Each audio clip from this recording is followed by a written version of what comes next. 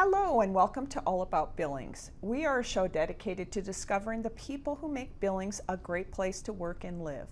We will interview local business people, community leaders, artists, entertainers, and we will learn from them all about their successes, their failures, and their connection to Billings. I'm your host, Nancy Brook, broker and owner at Billings Best Real Estate, and today I have a special co-host who will be interviewing me. So please welcome Leif Welhaven. Good to see you. Welcome yes. to the show, and thank you for so having much. me.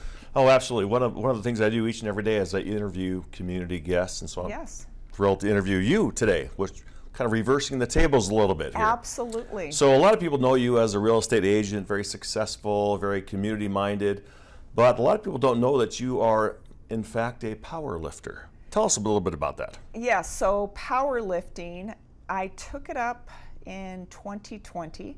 So I've been doing it for almost 5 years now. And it's a sport where you try to lift as much weight as possible with 3 lifts. So the first lift is a squat. I'm sure everybody knows what a squat is. Yep. Second lift is a bench press. And the third lift is a deadlift. And so you lift as much as possible, you combine that total, and then when you arrive at your total, you determine who wins, either first, second, or third, or if you set records, anything like that. I know you've competed all over the world. What made you decide to pursue this passion in your 50s? Well, I will tell you what. So I have always, well, I shouldn't say always lifted. Back since maybe mid-20s, I started lifting like Nautilus machines. I'm sure you've probably done a lot of that. Yes. You know, back when we were younger. Back in the day. You know, most people lifted with machines. Most people didn't do barbell work. And so I lifted on my own for quite a few years.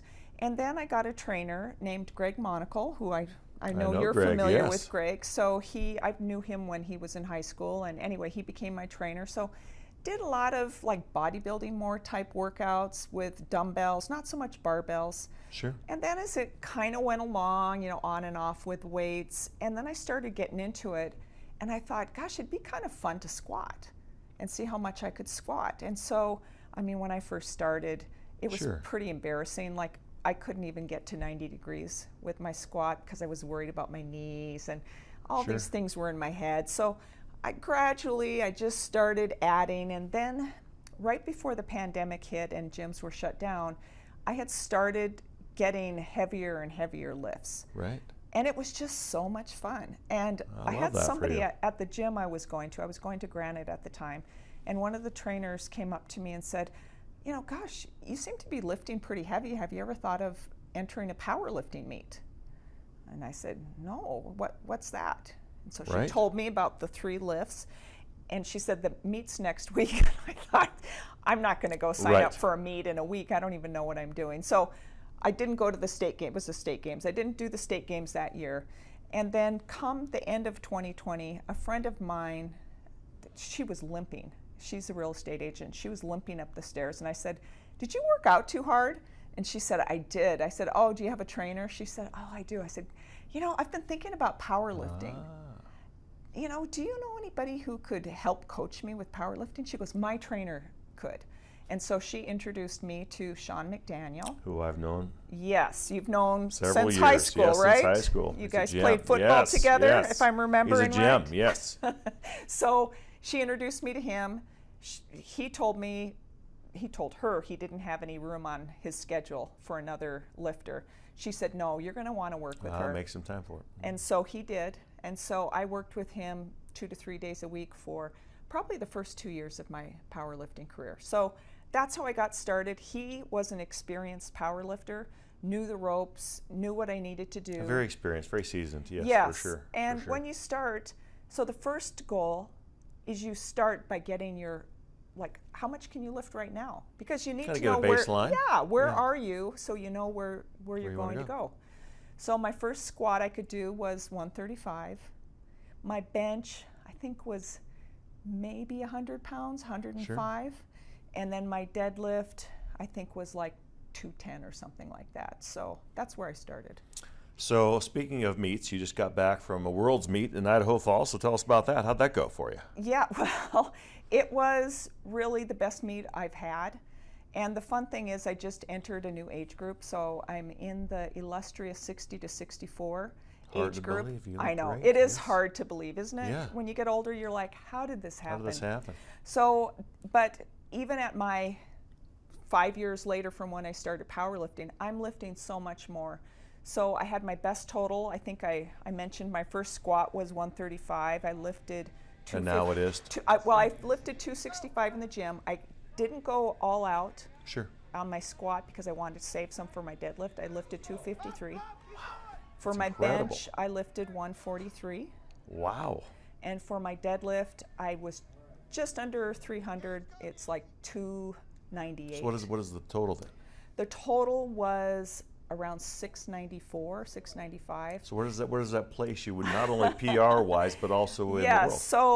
So the world record, I'll do this in kilograms. So my 694 total is around 315 kilograms. The world record currently in place is 302.5 kilograms. So I beat it by 12.5 kilograms, or roughly, I don't know, 27 pounds. I was going to say probably 30 like pounds. That. Wow. Yeah. You should be very proud of your efforts. So I beat the total. Then you have individual lifts. I set the world record for bench press, and I think the previous one was 126, so I hit 143. And then I also set a national record for deadlifts at 298. What does that feel like as you, in your 50s and you're busy with real estate and you've got a family and you've got all these commitments? What does that feel like to you? It's got to feel like a huge accomplishment. Well, I don't know. You know, I think, like growing up, I was always trying to find my sport. Sure. So we're all trying to find our way in the world. Well, some people just they kind of like sports, right? Sure. So I remember just even as a kid, I'd do these JC track meets. Oh, sure. I'd run the 50-yard dash, the 100-yard dash. I'd do the long jump, and I was always okay. Sure. But I was never like that standout athlete. You certainly are now. So it's like fun. In my 50s, I finally found my sport. Well, I think it's very inspiring and motivating to men and women at our age to really find our passion, pursue it, find our purpose, and then really go after it. It's got to be exciting. And I think there's a time and place. You mentioned having a family. Well, my daughter's grown with 2 kids, so she's not in the house. My family consists of my partner and my 2 dogs. Yeah, but so, still a family. Yes, it there's is. Still commitments. They're still there. my family, but it's a little different than having little babies in the house. Sure. You don't necessarily have all that much time when you have 2 little ones, or whatever your situation is. A little less distractions. Exactly. So what does training look like for you today? So training consists of 5 days a week. Early in the morning? Early in the morning, because here's the thing. If anyone's calling me at 5 or 6 in the morning for real estate, they're going to have some boundary issues, and I'm probably not going to answer the call. Right. But once it gets to be 8 or 9, then the phone can start ringing, or if it's 4 or 5 at night. Oh yeah, you need to be responsive to your clients. Yes. Exactly. So I never worked out early in the morning for lifting, but I started doing that because there's no excuse then. Sure.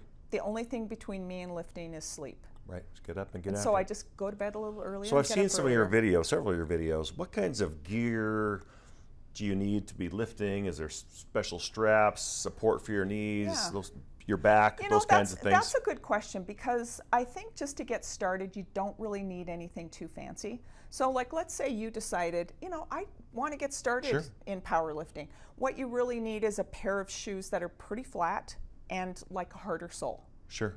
Don't wear any like running shoes that are cushy, because they're not good for maintaining your balance. Sure. So that's where you get started.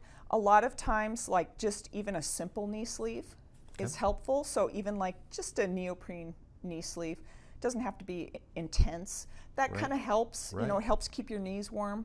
Now from there, when I bench press, I use wrist wraps, and those keep your wrists really stiff when you're bench pressing or when you're squatting, because that protection, bar, safety. Yeah, it just helps, so you don't have wrist. Feel more solid. You don't have wrist pain. Yeah.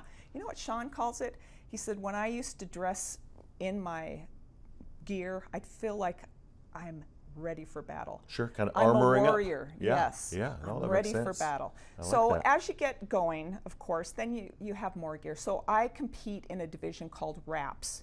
And so I wrap my knees very, very tightly, like you don't want to walk around in the wraps, really. Sure. But it helps you spring out of the hole when you're squatting. Gotcha. Okay? Nope, that makes sense. Some people will use really intense suits, and so they can lift a lot more because it kind of bounces off. Sure. So again, it just, interesting. The more you get into it, the more equipment you can have. Well, as I've gotten older, I've realized for years I was always trying to lose weight. Now I'm actually trying to gain weight, more muscle strength, muscle mass as I've gotten older. Would you agree? Well, are you in the same spot or not necessarily? I think the thing is, like when we were young, I don't know if men wanted to be thin, but girls when I was young, they all wanted to be skinny. Societal pressure. Well, think about like Jane Fonda was doing workout videos, Olivia Newton-John. I mean, all of those ladies were really skinny, and all of us didn't want to have, you know, big arms, big legs, all that stuff. These days, I look at it more for performance, and so even though, you know, maybe I still have in my head that I should be thinner, I really love being strong. You want to be strong and active and live the best rest of your life, right? Exactly. And even if I were to lose body fat, I still would weigh more because I have way more muscle than when I was a teenager. Which is great. Yeah. So, what would you say? I mean, obviously you had a great weekend in Idaho. What would you say your most proudest accomplishment so far? Oof. I was really proud of my total. So you get 3 lifts for every in each category. Lift, yes. So 3 squats, 3 bench press, 3 deadlifts. I hit 8 for 9. So my 3rd bench I didn't reach, make. Yeah. Sure. But I did 8 for 9. That's the best I've done. The other thing that blew me away was I was named best lifter for women for deadlift and for bench. Wow. And there was a lot of women competing. Yeah. So I was so shocked because there were some really strong women out there, but what they do is they adjust it for your age and for your weight. Sure. And so I ended up getting the highest total. I didn't even believe it. No, I assume that's judged by judges or your peers, what's that look like? Nope, they just take your total. Huh? They have a coefficient. Kind of a metric, rubric they type have of thing? a coefficient for weight. They have a coefficient for So the numbers don't lie? No. I thought they miscalculated. Wow. So I went up to the meet director who I know and I said, do you think they made a mistake that I won both of these? Well, the good thing about that is it's not a biased opinion. But I thought they had a calculation error. Sure. And so she goes, well, we can go talk to the guy who added it up. And he's like, no, you're Nancy Brook. And I said, yeah. He goes, no, you won. And so I have these trophies that says best lifter. And never in my wildest dreams did I ever think I was going to get best lifter. No, that speaks to the skill, the training, the time, the energy, the effort, the gifts. I mean, you got to be very proud of that. You know, and the other thing I think is it wasn't 300 just because of how the kilo plates go, but I have been working for 3 years to get to that 300-pound deadlift. And yeah, it was 298, but to get there was so satisfying. No, because I think what people don't realize is the time that you've been putting in the gym, when people don't see you, early mornings, the grind, the winter, you might be sick, you might not be feeling well, you've got clients, you've got things going on, but you still keep showing up. Well, last fall, we traveled to Eastern Europe. And when we were in Eastern Europe, training must continue. So I dragged my partner, Mike, out to 4 gyms in 4 countries. No, because your competition, to work out. They're going to keep lifting, right? Exactly. Yeah. And it may seem obsessive, but it's kind of my hobby. No, and I think it is really fun to go to different countries and see their gyms. No, I bet you've met a lot of wonderful, beautiful people all across the world, different cultures, different foods. Right. I mean, a lot of variety. Well, there were people from 14 countries at this meet. And I personally saw people from, I think, 7 countries. So we had people far away as Russia who were there, Italy. I had a lot of new friends I met from England. And so I'm looking forward to seeing them again at future competitions. No, powerlifting's taking you places you probably never thought you would ever go. Exactly, yeah. No, I think that's beautiful. As you kind of look forward, obviously you got done with this meet, now kind of what's next? What's the future hold for you in powerlifting? Well, it's back to training again. Sure. I'm going on a bit of a trip, and so I'll have to work. I'm going on a cruise, so I'm going Sure. to have to work out in the cruise ship, make Right. some modifications. So when you book those, do you kind of look and see what kind of gyms they have? Yeah, most cruise ships have pretty, like they won't have some. barbells. They'll Right. have Smith Some stuff. machines Sure. and other machines and dumbbells. So you can kind of kinda figure modify, something out. figure something yeah. out. So that's kind of the near term, but my goal this year is to add on every meet at least 2.5 kilograms, which is about, I guess, 5.5 pounds to each lift. Sure. Every meet. So I'm doing two meets this year. Okay. Here's a quick question before we get to the last one. Why is it so much that the rest of the world uses kgs and we use pounds? You know, do you remember when? I remember there was a time we were going to go metric. When we were young in grade school, they were trying to teach us metric. Right. And then I don't know what happened. Maybe just they went away. decided that it was going to be too expensive to change all the road signs or something. Sure. Because all of a sudden it's like, gone. nah, forget it. We're going to stick with miles. So it would have been nice if we were all in metric. On the same page, yeah. Well, I'll tell you one thing that was like so surprising. When you're in the back of the room and you're trying to figure out how to warm up and everything's in kilograms. Getting on Google, trying to translate. Yes. It's so stressful. Interesting. Because then you don't want to over warm up. Right, right. And all of a sudden Or you're under. lifting. Yeah, exactly. Oh, Interesting. speaking of under warm up, I'll tell you a funny, well, it wasn't funny at the time, a story. So I was really going to get my first lift on my squats. That's the first lift. Had it in my head. I'd been visualizing my squat. So the big thing you can screw up on, aside from, you know, going up and failing, Sure. is like not hitting low enough. So I was envisioning all of this stuff. Because they have a judge or judges Yes, that they will have tell 3 you, judges. And you can They get... give you a flag or yeah, they give you some kind of a white light, bell or something? Okay. white light if you hit Okay. it and a red light if you don't. So I was like all set. So I'm trying to warm up. There were only 2 squat racks and there were 18 ladies trying to Sure, fit trying into to get these in squat there. racks. All of a sudden, a guy comes back. I didn't have my wraps on. I had my sleeves on. Sure. So that's what I use to warm up to a certain degree, okay? So all of a sudden he comes back and he goes, Nancy Brook, you're up. And he goes, you better hurry, you have 30 seconds.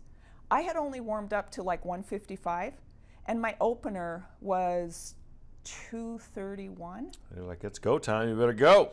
So usually I would do 2 lifts in between. So I just went on the stage. I didn't even have my straps up. I had my t-shirt over. I didn't have my, I mean, Sure. it was crazy. Right. I went up Weren't there. as prepared as you would have liked. No, Yeah. I went up there. The guy said squat. I squatted. It went really well. And I went up and I got the lift. But I will tell you, that was like so nerve-wracking. Sounds very stressful. And you know what I tell myself though in those situations? That's, where you have to have that strength within. So you just have to tell yourself, you know what, this is just another day at the gym. I'm going to just focus on the judge, get my depth, come up, and I'll be good. And that's what I told myself right before that lift, like just calm down, get your lift. You made a comment earlier about visualization, and a lot of athletes do that with regards to whatever sport they're performing in. How do you kind of visualize that before your lifts? Yeah. Because that's key.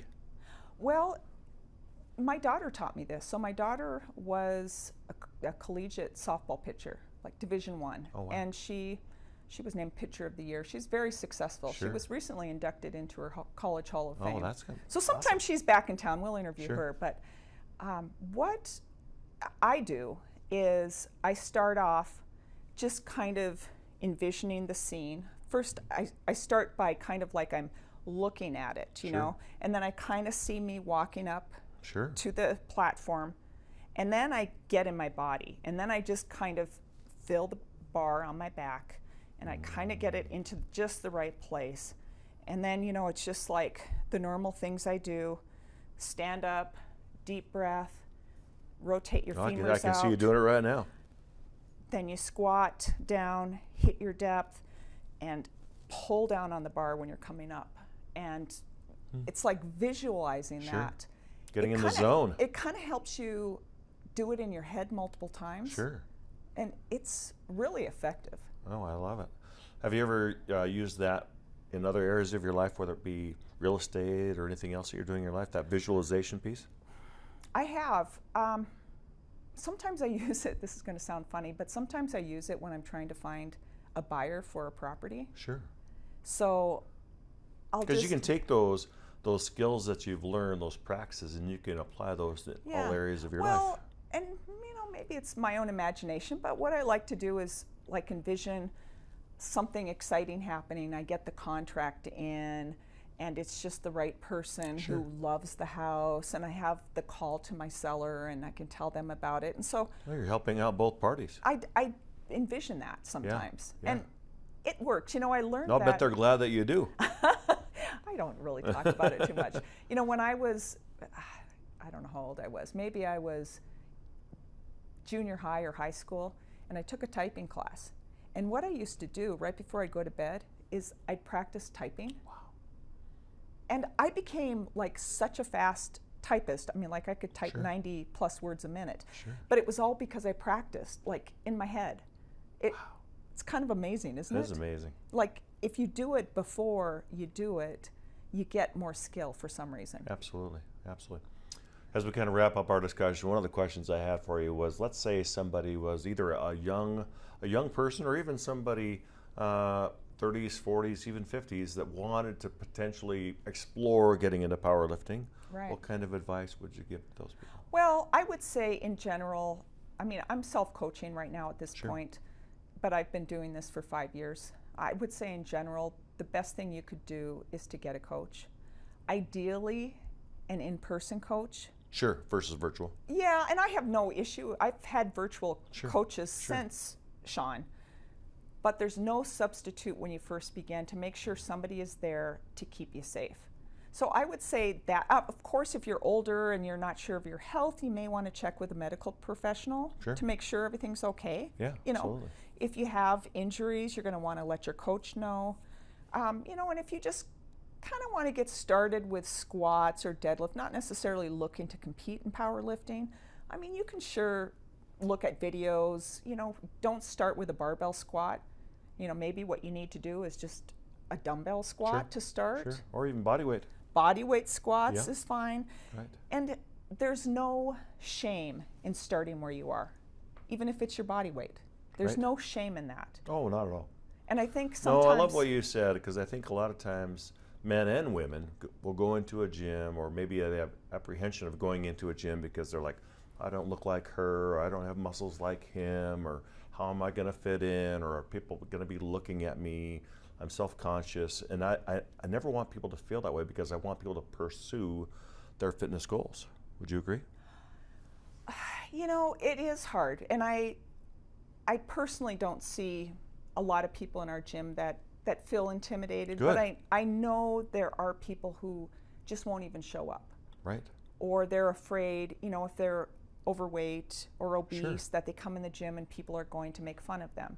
I would say most people I know are so proud of people for making the effort. Yeah, absolutely. Very encouraging and empowering. They're just glad you're there. Yes, and nobody, I've never, and I'm not saying it couldn't happen, but I have never in all of my years going to the gym ever experienced anyone mocking somebody. I love that message, even if they're because I getting want started. people to feel that energy and be like, hey, at least you got here today. You got off the couch and you came in. That's a win. Exactly. Whatever you do today is going to be a victory. Well, and when I first got started going to the gym, sometimes I wouldn't feel like going. And what I used to tell myself is, you know what, just show up. If you go 15 minutes and you don't want to stay, then just go home. Right. But you know what always happened? You always stayed, always felt better, didn't you? I always stayed, and I always felt better. And there's something just so fun about lifting weights. I don't know what it is. It's like those incremental improvements. And I've done a lot of things. I've run in my life. I've done many races. I used to bike. In fact, I wrote a book about my cycling adventure across France. So I've done a lot of different things, but weightlifting, there's something so empowering about it. I love it. Like you go into an airplane and somebody says, can I help you with your suitcase? And you kind of smile and say, I got you. It says, that's fine, thank you. But you can just whip it up with one arm. One of the last questions I have for you, you're talking about your partner in life, who I know. What has it been like for him to watch your journey and be there to support you and love you? Well, I will tell you, so Mike is my partner's name, and he's worked out throughout his life, on and off, and he was never super consistent. Sure. But when I started going to the gym consistently, like within 6 months, he started going to the gym. And then he wanted me to kind of help him with his routine, because he was only used to working with machines. And he still doesn't squat, but he now he goes down to the main gym. He knows the guys there. They'll say, "Hey, Mike," because even him, he feels more included. He was more part of it, trying to work on his body. Yeah. And now, it's fun. Like I'll see, like he's got some girth here. And the other thing I will tell you, which I didn't know would happen, his shoulder was basically kind of frozen from years and years of playing softball. He would only be able to maybe lift 10 pounds in a front raise because he was so immobile. And since working out, his shoulder now has complete mobility. His lower back, which used to hurt maybe once every 3-4 months, he has had no pain in over 2 years. All because he started working out. And I don't think it's just from lifting the weights, it's also learning how to brace, learning how to move. So I would say that's been really fun for him. And then, in terms of him, for both of you. Well, and his support. He's been to almost all my meets, even when we went to Ireland last year, and we'll probably go to England next year, and hopefully, we get to do that, and he'll come with. But I will say the neatest thing has been like him understanding the sport, and because he's a sporty guy, he kind of knows strategy, and so he'll tell me things like with my squat. I mentioned I didn't do as much as I did in the gym. He's like, don't go as heavy as you can because you want to save something for your deadlift. That's good strategy. Because that's important to you. And I'm like, okay, I'm going to hold back 10 pounds. Maybe I would have gotten it, maybe I wouldn't have. But that kind of wisdom I love that. has been really, really helpful. And then, I'm sure he doesn't always love it, but I come home after my lifting sessions and I'll say, "Hey, do you want to see my squat video? I know you've been waiting." And he'll go, "Oh, okay, good job." I keep saying last question, but this really is last question. So what has it been like for other women who are maybe closer to your age or my age? What has it been like for them to watch you and be empowered by you? What kind of feedback have you gotten from them? It's funny. I post my lifting videos on Facebook. I don't know. Sometimes I think, well, maybe I shouldn't post my lifting videos. But there are some people who really get a kick out of it. And they're so inspired, so motivated. I watch them and I'm like, wow, Nancy is a BA. That's all I'm saying, right? It's really impressive. But it's fun to see people, I don't know, maybe be inspired by it. And I guess, there's a bigger message than just lifting weights. Absolutely. There's a message that you can change your life. Absolutely. You can go for something. It doesn't have to be weightlifting. It doesn't even have to be a sport. But you can go for something in life and really change your life. So just do it. 1000% agree. I think growth, evolution, transformation, all those things are good for all of us. Absolutely. So, thank you for the opportunity to be able to interview you today. This is exciting. This turned out great. Thank you for being my wonderful, wingman today. All right. Well, and everybody, thank you so much for joining us on All About Billings, and we hope to see you next time.